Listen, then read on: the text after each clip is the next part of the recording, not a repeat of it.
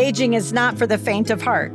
I'm Kim, a proud Generation Xer, and I'm here with my baby boomer mom, Karen. Together, we'll tackle the tough but necessary conversations, share the hilarious and sometimes embarrassing moments, and open up about the stories that truly touch the heart. Come with us as we explore what it means to navigate these years with our aging loved ones. So grab a cup of coffee or maybe a glass of wine, invite your friends and family, and join us for Walks with Mom. Well, welcome back. Welcome back. This is Walks with Mom. I am Kim, one of your hosts, and I am with my mom. And I am Karen, and I am from the baby boomer generation. Yes. And we are joined by Kris Keller, who is actually my business partner at Amada Senior Care here in the Phoenix East Valley area. Woohoo! Ooh, well, thank you for inviting me. Well, thank you. We created this podcast so both generations can start having some conversations around, the realities of aging. You and I see that all of the time when we're dealing with our clients and their families. But I just wanted to kind of go back in time a little bit with both of you. Do you remember about 11 years ago, this was about in 2014, we started having a conversation about investing in a senior care business. And I'm going, what? That's not anything in our backgrounds. I said the same thing. What? We were teachers. You had worked at a business, but senior care? No. I think it's very same. We're just educating people. And instead of dealing with, teenagers who are growing up and having pubescent issues, we're now just dealing with aging issues. Yeah. Particularly me. Yeah. No, we're not going to say you. But, I think Kris and I want to thank you because at that time, in the to invest in a business, we didn't have the liquid funds and you supported us. You believed in us. And then we were able to pay you off. And then we had some funds available from you. And the business was able to pay off. And now we are debt free. We are. That is so exciting. It's so exciting. And we are now 11 years strong here in the Phoenix and East Valley area. I would say you ladies have been successful. Aw, but thank you. Thank you. We really, truly love what we do. We love enriching lives. But Kris and I also have similar stories, but a little bit different. We both have aging parents. Yes. So I'm a little bit different. My mom is here and she lives with me. But you are one of those where your parents live out of state or your mom lives out of state. So tell me where mom lives and where is she living now? So my mom lives in Michigan, which is where I'm from. And my whole family's from there. And my whole family lives back there except me and my two kids. So you're the black sheep. Yeah. Just kidding. Yes, I am. But I have two sisters, one who lives very close to my mom.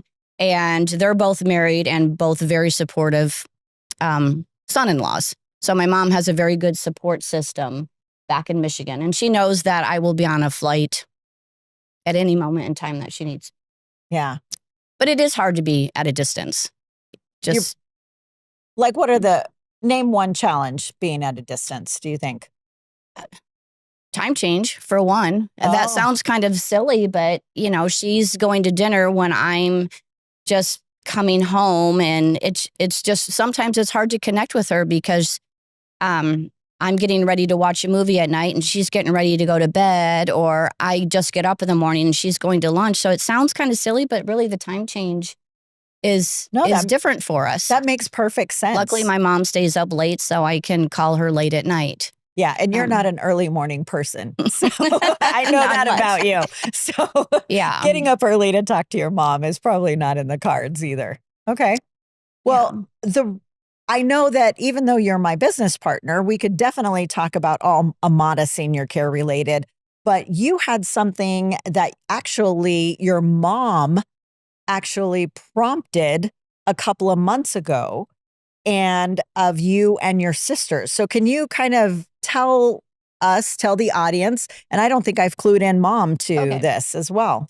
Well, my mom, she is a planner, and she got it that she just wanted her, so she's got 3 daughters. She wanted her 3 daughters to meet her financial advisor. And I think she just, when the time comes, she just wanted us all to be familiar with each other so we felt comfortable interacting and connecting and trying to figure out, what needed to be done. So being that I am also out of town, that was a little bit of a challenge to figure out when we could do that when I was at home.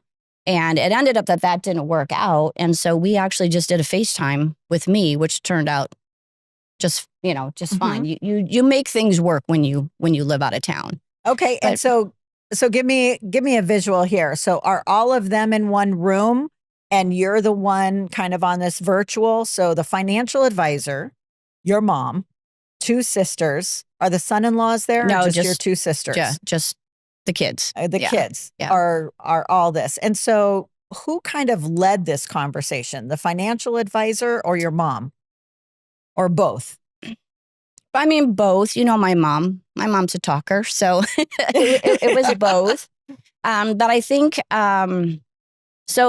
in advance, the financial advisors had sent us example of statements, not my mom's information, because my mom was pretty adamant that she didn't want to share how much money she had, but she just wanted us to meet her advisors. So we had examples of what financial statements look like, which I think was good because I really don't know. It's not a conversation I've had with my sisters either. Like, what type of investing have they done? What type of financial planning have my sisters done? So I don't even know if they really knew about investments and that sort of thing. So it was eye-opening. So the financial advisor gives some example of statements. And then was there some type of PowerPoint? Was there some type of, it was just kind of a meet and greet? It was more of a meet and greet just so we knew what they looked like, felt comfortable calling them when the time came. And I mean, that was really, because she really didn't want to share, how much money she has.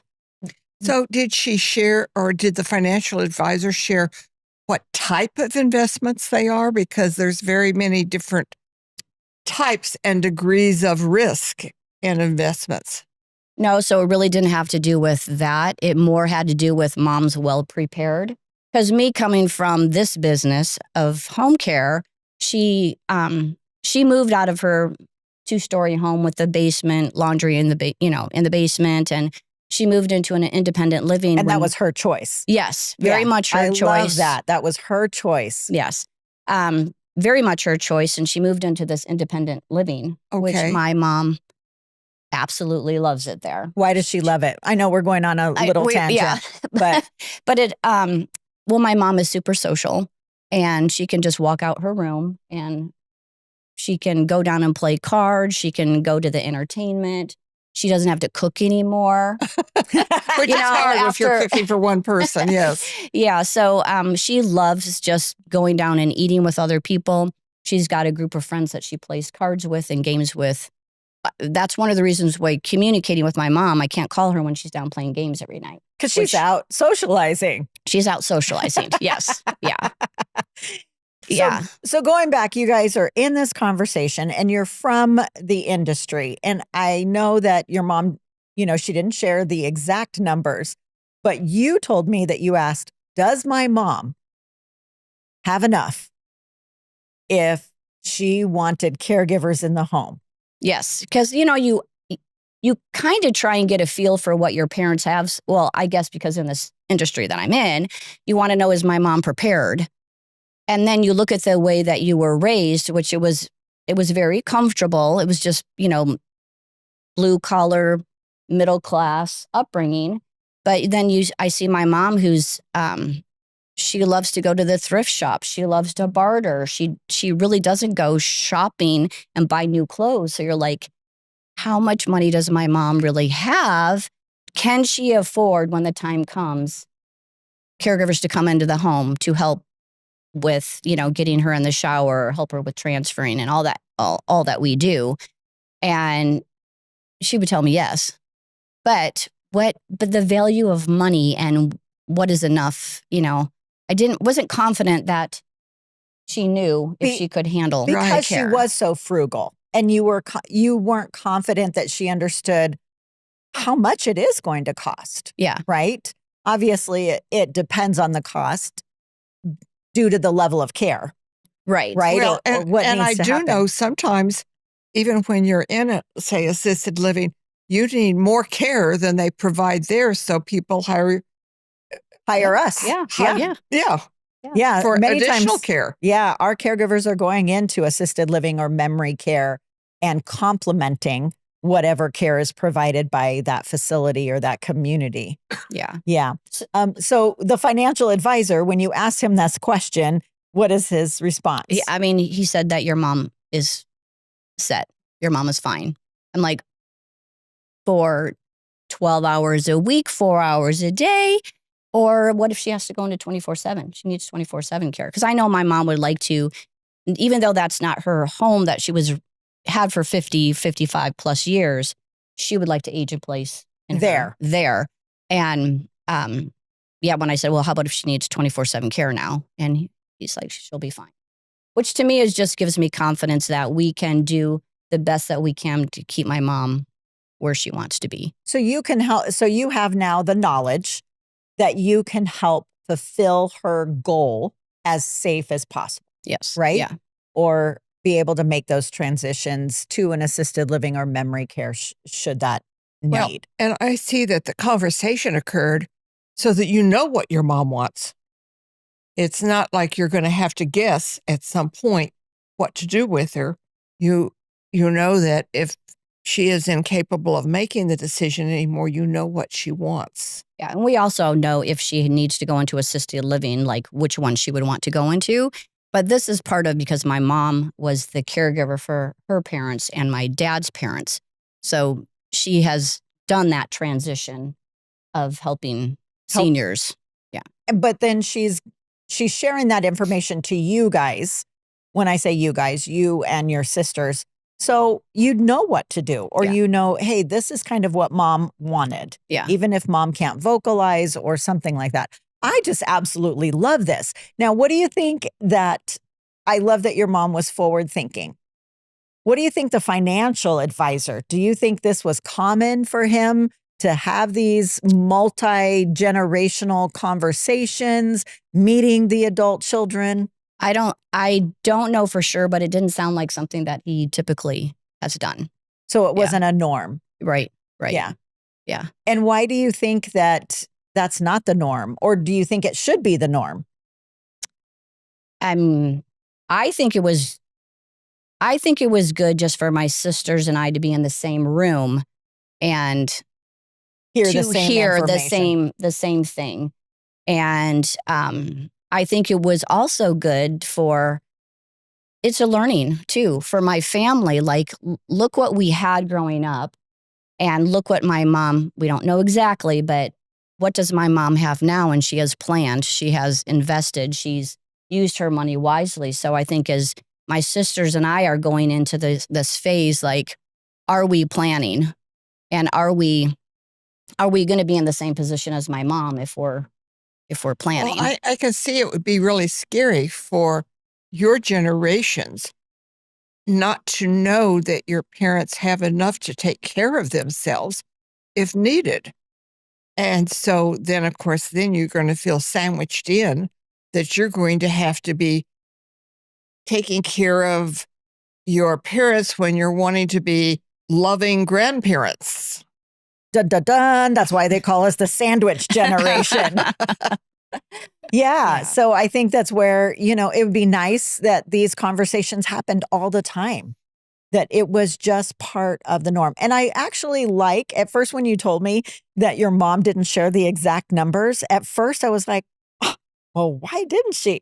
But then on one hand, I was like, well, okay, she's still creating some autonomy, right? Yes. Yeah. And she's creating some autonomy, like, hey, I am still in control but I am sharing this portion of it with you to help me age, to help you also have a peace of mind and also make some decisions or help guide me if that needs to be. And I think that is so true, having that autonomy. Like you already have to give up things as you age sooner than you want. Or that you expect. And I think this is just one piece of independence still. Well, I can see that from one side, but then I actually have had Kim visit with our financial advisor with me, and I think she's forgotten how much I have. All I want to know is, do you have enough? Do you have enough? Do you have enough? Well, and then I think that's where to us, it's just easier for Kris and I because we are in, we know numbers. And that's where I'm going to ask my generation, educate yourself with numbers. Educate yourself. How much does it cost for care in the home?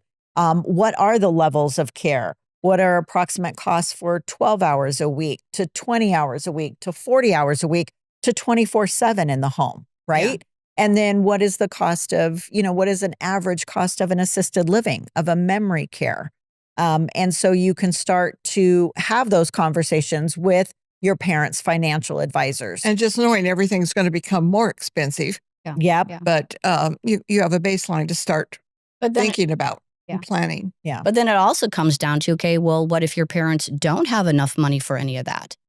Then what's your plan? Yeah. Then as a family, can you come up with a plan of, we've talked about before, like you need to gather your tribe. Yes. So is it neighbors? Is it grandchildren? Is it, because you can't always 100% count on your kids because sandwich generation. You might not have a close relationship with your kids. They might live far away.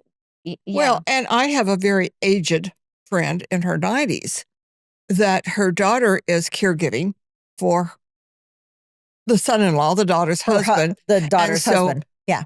My friend is kind of dependent on her granddaughters as her tribe. Yeah. And I have some niece and nephews who are very helpful too with my mom. So that's nice. Yeah, that is nice. Yeah. Gather your tribe.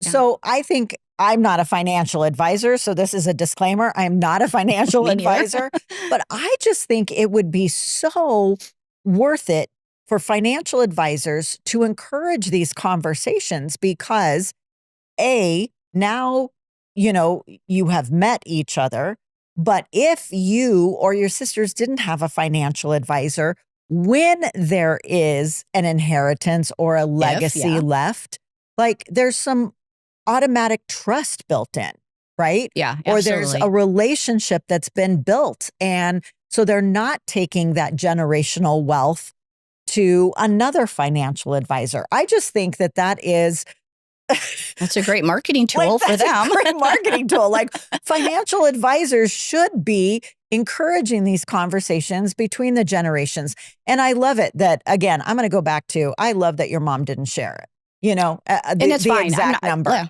totally fine. But at least there was you met the financial advisor. You feel confident that she has enough, right, to live comfortably for you guys to make decisions that are in her best interest. So that happened. Were you going to say something, Mom? She initiated the conversation. Because I can just see how much tension would build if the Generation X is trying to be proactive, trying to be prepared. And my generation, which I think happens more than not, is resistant. And here again, they don't want to lose that autonomy. Mm-hmm. That is important.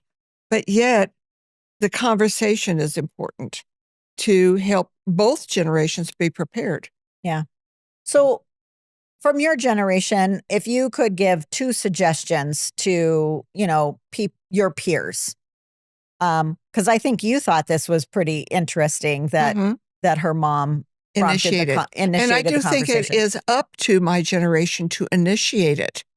Wait, so you're saying your generation should take ownership to initiate the conversation? I like it. Unfortunately, yes. But while we're able, because there is going to be a point, most probably, that I won't be able to initiate such a conversation. Either I'm not physically able, or maybe I'm just not mentally able either to understand anymore. And so then it's going to leave it to you and your sister to all of a sudden try to figure out things. Yeah. And that is a horrendous responsibility.